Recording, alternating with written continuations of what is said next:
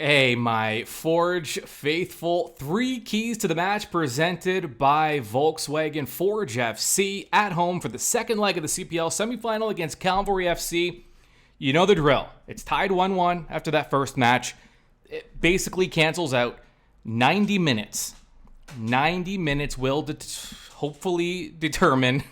It could go beyond 90 minutes. Let's hope not. But Forge looking for a 90-minute victory against Cavalry FC. They're looking for a victory anywhere, but 90 minutes, we don't have to get back into that. You can listen to Focus on Forge, Match Day Preview, everything we've dropped this week to tee up this matchup between Forge and Cavalry. They prefer not to go to PKs, leave it to chance. I think Forge is confident in the fact that they're at home. I think they feel like they're the better club. I think they feel like they were the better club in the first match, certainly. And so you don't want to leave it to that coin flip luck chance of PKs. You want to get it done in 90 minutes, especially at home. That's what I'm alluding to. But besides that, this is 3 keys to the match. What can Forge do? Now, there aren't a lot of surprises left between these two clubs. I mean, they've played each other 18 times over, what's now 4 seasons. This will be the 5th time they play each other just this year. How many secrets can you really have, especially with 2 coaches that know each other so well? The players know each other well. You got to remember, the CFL is kind of like this too. It's a small league. When you have a league with as many teams as, whether it's 8, 9, 10 teams, it's clubs are going to get to know each other. Players are going to know each other because there's a lot of movement within the team. So players, you end up playing with most of the players. And don't forget, these guys all spent, 2 years, not the whole 2 years, but they spent time in the bubble together. That all these clubs and all these players, they all know each other pretty well, and there's not a lot of surprises left. So having said that, what can Forge do? What are the 3 keys for Forge FC to punch their ticket to a 4th consecutive CPL final? Key number 1, work the wings. Why? Cavalry sat back in that opener. They sat back and they relied on the counter. The counter is a lot more dangerous when the other club is making mistakes in the middle of the field. Turning mistakes in the middle of the field into counters, much easier than it is on the wings. You make a mistake on the wing, you can recover. And don't forget, Forge FC, the best recovery team in the league. This is a stat I haven't mentioned it in a while, but it was my favorite stat for a long time, and I think people just maybe got tired of hearing it, but I'll repeat it now because it's been a while. Forge FC, there's a stat that the CPL tracks as part of its advanced analytics, recoveries. And essentially what it means is when one team loses possession of the ball, what percentage of the time do they retain the ball back within 6 seconds? So within 6 seconds, how often is that club getting the ball back after they've given up possession?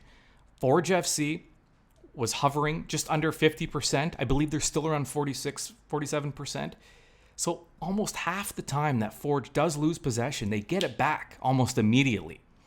And it's, again, much easier to do, and it's less dangerous when you are focusing on the wings and trying to beat Cavalry wide.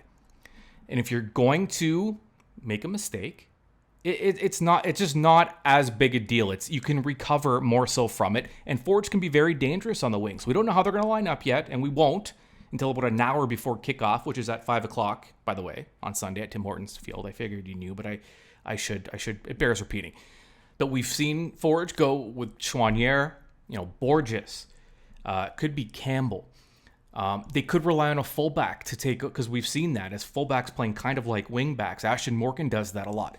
Players that are fully capable of making plays out wide and also delivering the ball and creating some dangerous chances in the middle of the field through crosses. And we've seen these wingers, right? There's freedom to cut and play in the middle of the field if they choose to do so. So a lot of damage can be done out wide. Tim Hortons Field, one of the bigger pitches in the Canadian Premier League. Forge can take full advantage. It's already a home field advantage. It can be even more so if they decide to beat Cavalry and use the wide sides of the field. Key number 2 for Forge FC. bank on Bex for whatever reason. This is sports, right? Some players, great players, just seem to just take it up one extra notch against certain clubs. Kyle Becker has been a Cavalry killer for years now. And it seems like every single time they play a big match against Cavalry, Kyle Becker is at the center of it. In the opening leg, it was that unbelievable delivery to Rubens Pacius, which ultimately tied the match and made it so Forge can go into this match at home now with just needing a win. That's it. Win it and you're in. Had they lost that match 1-0, it would have been a different story. It would have been a little more difficult. But they're in a great spot now because of that delivery from Kyle Becker and, of course, the finish by Pacius. But whatever it is, Captain Kyle Becker, he thrives in moments like this. Head coach, technical director, Bobby Smyrniotis, talked about that in his pre-match media conference. I think most importantly, he's a competitive spirit. You know, he loves to compete. He loves to win. And these games are without a tomorrow.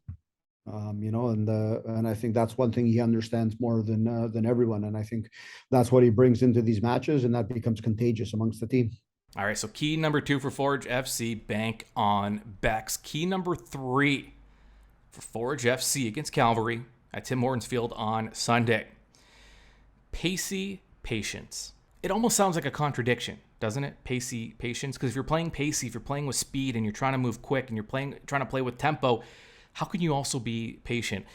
The patience comes in when you're making passes. And Forge, the only way Forge FC loses to Cavalry FC, in my opinion, is if they make mistakes in the middle of the field. I talked about that earlier. And they allow Cavalry to create their chances off the counter, because that's where Cavalry has been most dangerous. If they're going to sit back and let you attack, and don't forget, they're literally waiting for you to make a mistake. But with that in mind, you still have to be, you can't play slow because of it. You can't play scared. So they still have to play pacey, but they can do it with patience. It means playing with tempo, but not forcing anything. Again, I feel like every week I've been saying this, but this club is always at its best when it looks easy, when there's a flow to their attack, when it's natural, when it's not choppy.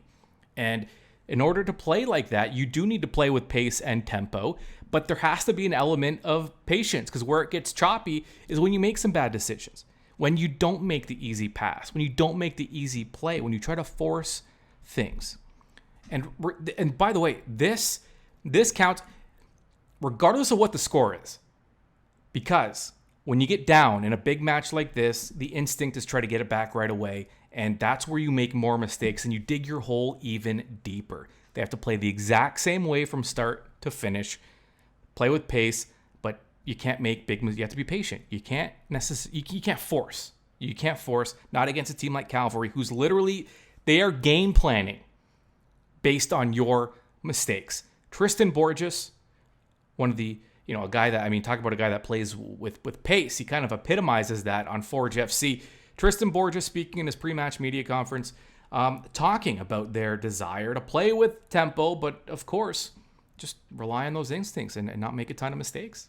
I think it's, number one, important to understand the game plan. I think all players have to have that right understanding of, what the objective is in the game. Obviously, winning is, but just in terms of how to do it, what the game plan is. And I think once everybody has that understanding, like easily of what we're going to do and how we're going to accomplish what we want to get to, and whether it's starting with the build up or the press or anything like that, any components in the game. And I think that's what brings that confidence to be patient, and the confidence to also just understand that it's a 90-minute game. We might get an opportunity in the first half, second half, but like I said, I think it just really starts with having the right understanding of what the game plan is.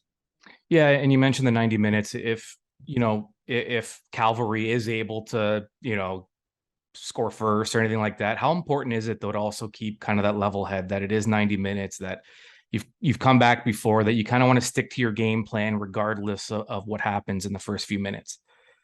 Yeah, I think it's obviously easier said than done. it's easy for me to just say, yeah, we have to stay engaged. We have to stay mentally, prepared for anything that's going to come up for the rest of the 90 minutes, right? Whether they score, whether we score, right? Not to get too high, not to get too low, and just to kind of stay, just mellow throughout the whole game, and just, try to stay as much consistent as you can. Like I said, whether we get to go first or whether they get to go first, I think the importance is to kind of just stay just normal, just still have that understanding of, okay, whether we're up or whether we're down at the end, it's a 90-minute game. I said it before that, especially when it comes to playing Cavalry, you never know if you score a goal in the first minute or the 90th minute with them, right? So, obviously that's something that we know as a team, and yeah, for us, it's, we've played them multiple times, so we have a good understanding of it. All right, so work the wings, bank on Becks, and pacey patience. That's it. What's left? It's the only thing left is to play the game. And you can be there live. You can be part of history. If you have not purchased your tickets yet, incredible promotion going on, because it's the Forge FC Family Pack. It returns, but it has a Halloween twist. So it'll be fun for the kids as well. $33 is the price of a ticket. Here's what you get with that ticket. Of course, you get a ticket to the match, the semi-final, kickoff 5 o'clock, Forge Cavalry Sunday.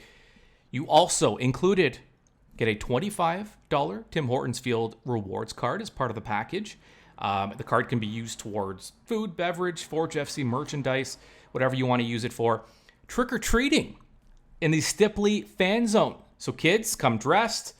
Prizes for the best dressed as well. Make sure you take in make it a day. Show up an hour early.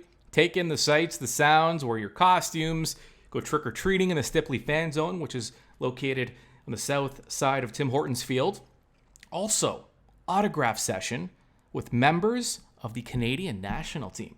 They will be on hand at Tim Hortons Field signing autographs. You get all of that for $33. Make sure you cash in on that opportunity, because it might be the final home match of the season, but it might not be. If Pacific FC, who are in a very big hole, they're in a 2-0 hole going into their second match. They're away from home in the second match. So they're going to Ottawa down 2-0. If they can just get something, if they can find a way to outscore Ottawa by 3 goals in this match, or even 2 goals, and then push it to penalty kicks, Forge or Cavalry will host the CPL final. If Ottawa wins, they're the first place team. That's it. They host. But this might, we don't know yet. We will know, though, by kickoff on Sunday, because the Ottawa Pacific match is at 2 o'clock and the Forge match is at 5. So we'll know ahead of time. But either way, get on down to Morton's Field, forgefc.ca/tickets to get yours. I'll be there, and I want to see you there. It's a playoff game. Let's go.